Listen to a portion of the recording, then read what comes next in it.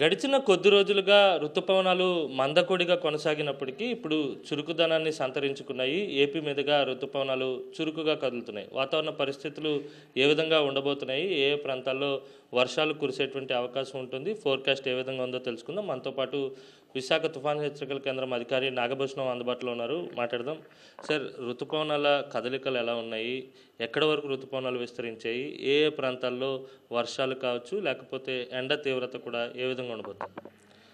నైరుతి ఋతుపవనాలు కర్ణాటక, తెలంగాణ, ఆంధ్రప్రదేశ్లో అనేక ప్రాంతాల్లోనూ, తమిళనాడులోని మిగిలిన ప్రాంతం అన్నింటిలోనే, పుదుచ్చేరిలో కూడా మిగిలిన ప్రాంతం అన్నింటిలోనే, నైరుతి బంగాళాఖాతం మరియు పశ్చిమ మధ్య బంగాళాఖాతం, వాయువ్య బంగాళాఖాతంలోనే అనేక ప్రాంతాల్లోనూ మరియు పశ్చిమ బెంగాల్ రాష్ట్రంలోని కొన్ని ప్రాంతాల్లోనే మరియు బీహార్లోని కొన్ని ప్రాంతాల్లోనే ప్రవేశించడం జరిగినదే.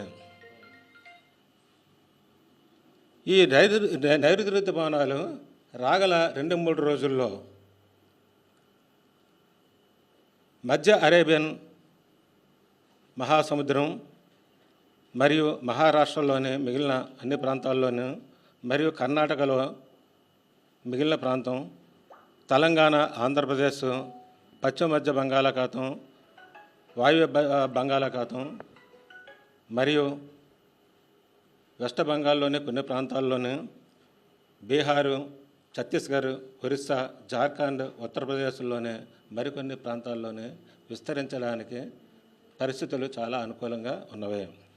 మరియు ఈ ఋతుపవనాలు మాన్సూన్ పాసస్ 18 డిగ్రీల ఉత్తర అక్షాంశం, 60 డిగ్రీల తూర్పు రేఖాంశం, 18 డిగ్రీల ఉత్తర అక్షాంశం, 65 డిగ్రీల తూర్పు రేఖాంశం, 18 డిగ్రీల ఉత్తర అక్షాంశం, 70 డిగ్రీల తూర్పు రేఖాంశం, హర్నాయి, సోలాపూర్, హైదరాబాద్, భద్రాద్రి, కొత్తగూడెం, కళింగపట్నం, 21.5 డిగ్రీల ఉత్తర అక్షాంశం, 89 డిగ్రీల తూర్పు రేఖాంశం, 23 డిగ్రీల ఉత్తర అక్షాంశం, 90 డిగ్రీల తూర్పు రేఖాంశం, రాజ్గని 26 డిగ్రీల ఉత్తర అక్షాంశం, 87 డిగ్రీల తూర్పు రేఖాంశం, మధుబని మరియు 28.5 డిగ్రీల ఉత్తర అక్షాంశం, 83 డిగ్రీల తూర్పు రేఖాంశం ద్వారా ప్రయాణిస్తున్నవి. ఏపీలోని ఏ ప్రాంతం వరకు విస్తరించేశారు? ఏపీలోని కళింగపట్నం వరకు కూడా విస్తరించడం జరిగినవి. ఉత్తర కోస్తా జిల్లా అయినటువంటి కళింగపట్నం వరకు కూడా విస్తరించడం జరిగింది. ఓకే సార్, ఇప్పుడు రానున్నటువంటి 2-3 రోజుల్లో వాతావరణ పరిస్థితులు అంటే వర్షపాతం కానీ, వడగాల్పులు కానీ, గాలుల తీవ్రత కానీ ఏ మేరకు ఉండబోతుంది? ఎటువంటి సూచనలు? అంటే ప్రస్తుతానికి ఒక ఉపరితల ఆవర్తనం పశ్చిమ మధ్య బంగాళాఖాతం మరియు ఉత్తర కోస్తా ఆంధ్ర మీదుగా సగటు సముద్ర మట్టానికి 1.5 కిలోమీటర్ల ఎత్తులో విస్తరించి ఉన్నది. మరి ఒక ఉపరితల ఆవర్తనము దక్షిణ కోస్తా తీరం మరియు దాని పరిసర ప్రాంతం వద్ద సగటు సముద్ర మట్టానికి 3.1 కిలోమీటర్ల ఎత్తులో ఆవరించి ఉన్నది.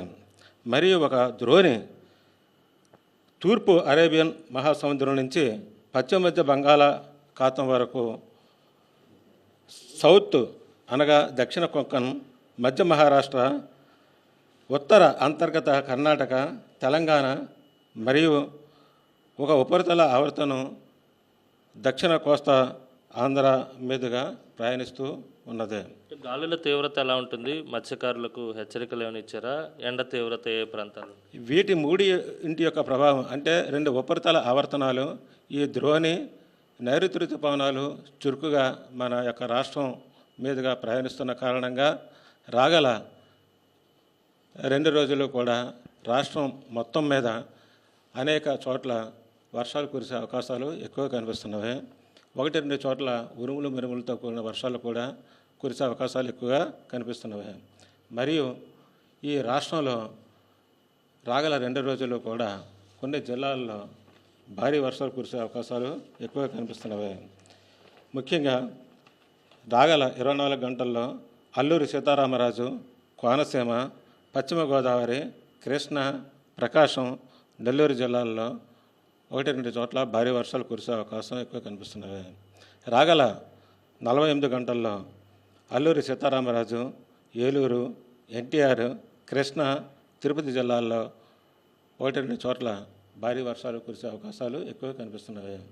మరియు రాగల 48 గంటల్లో రాయలసీమలో ఉన్నటువంటి తిరుపతి, అన్నమయ్య, వైఎస్ఆర్ కడప, నంద్యాల జిల్లాల్లో 1-2 చోట్ల భారీ వర్షాలు కురిసే అవకాశాలు ఎక్కువగా కనిపిస్తున్నాయి. మరియు రాష్ట్రంలో గాలులు పశ్చిమ మరియు వాయువ్య దిశ నుంచి రావడం కారణంగా నైరుతి ఋతుపవనాలు ఆల్రెడీ మన రాష్ట్రంలో చాలా ప్రాంతంలో ప్రవేశించినప్పటికీ కూడా ఇంకా మిగిలిన కొన్ని ప్రాంతాల్లో ఇంకా ప్రవేశించడానికి అవకాశాలు ఎక్కువగా ఉన్నాయి. వీటి కారణంగా రాష్ట్రంలో గాలులు అంటే వడగాలులు వీచే అవకాశాలు ఎక్కువ కనిపిస్తున్నాయి. రాగల 2 రోజుల్లో పార్వతీపురం, విజయనగరం, అల్లూరి సీతారామరాజు, విశాఖపట్నం, అనకాపల్లి, కాకినాడ, ఉత్తర కోస్తా జిల్లాల్లో వడగాల్పులు ఎక్కువగా ఇచ్చే అవకాశాలు ఉన్నాయి. ఇవే వడగాల్పులు ఇవే జిల్లాల్లో రాగల 48 గంటలు కూడా కొనసాగే అవకాశాలు ఎక్కువ కనిపిస్తున్నాయి. మరియు రాష్ట్రంలో అంటే ఉత్తర కోస్తా, దక్షిణ కోస్తా జిల్లాల్లో 1-2 చోట్ల శ్రీకాకుళం, ఏలూరు, ఎన్టీఆర్, కృష్ణా, గుంటూరు, పల్నాడు, ప్రకాశం, నెల్లూరు జిల్లాల్లో వేడి, తేమ, అసౌకర్యమైనటువంటి వాతావరణం కలిగే అవకాశాలు ఎక్కువ ఉన్నవి. మరియు రాష్ట్రంలో ఈదురుగాలులు ఈరోజు రేపు గంటకి 50 నుంచి 60 కిలోమీటర్ల వేగంతో వీచే అవకాశాలు ఎక్కువ కనిపిస్తున్నవి. తర్వాత 3వ రోజు నుంచి ఈ యొక్క ఈదురుగాలుల వేగం తగ్గి అనగా గంటకి 40 నుంచి 50 కిలోమీటర్లు వీచే అవకాశాలు ఎక్కువ కనిపిస్తున్నవి. ఈ యొక్క ఉపరితల ఆవర్తనం ద్రోణి కారణంగా కోస్తా తీరం వెంబడి గాలులు స్పాలీ వెదర్తో కూడినటువంటి గాలులు గంటకి 40 నుంచి 50 గరిష్టంగా 60 కిలోమీటర్ల వేగంతో వీస్తున్నవి. కాబట్టి మత్స్యకారులు ఎవరు కూడా వేటకు వెళ్ళకూడదని హెచ్చరికలు జారీ చేయడం జరిగినది. Thank you sir. ఇది మొత్తం మీద ఋతుపవనాలు చురుకుగా కదులుతున్నాయి. ఏపీలో ఉన్నటువంటి దాదాపు కళింగపట్నం వరకు కూడా ఋతుపవనాలు విస్తరించినట్టుగా వాతావరణ శాఖ ఇప్పటికే అంచనాను విడుదల చేసింది. మరోవైపు రానున్నటువంటి 2 రోజుల పాటు ఏపీలో మిశ్రమ వాతావరణం కొనసాగబోతోంది. రానున్నటువంటి 24 గంటల్లో అల్లూరి సీతారామరాజు, కోనసీమ, పశ్చిమ గోదావరి, కృష్ణా, ప్రకాశం, నెల్లూరు జిల్లాల్లో 1-2 చోట్ల భారీ వర్షపాతం నమోదయ్యేటువంటి సూచనలు ఉన్నాయి. అందుకే ఆ జిల్లాలకు ఎల్లో అలర్ట్ జారీ చేయడం జరిగింది. రేపు అంటే రానున్నటువంటి 48 గంటల్లో వర్షాలు పడేటువంటి జిల్లాలను కూడా ఐఎండీ ఇండికేట్ చేసింది. మనం విజువల్స్లో చూడొచ్చు.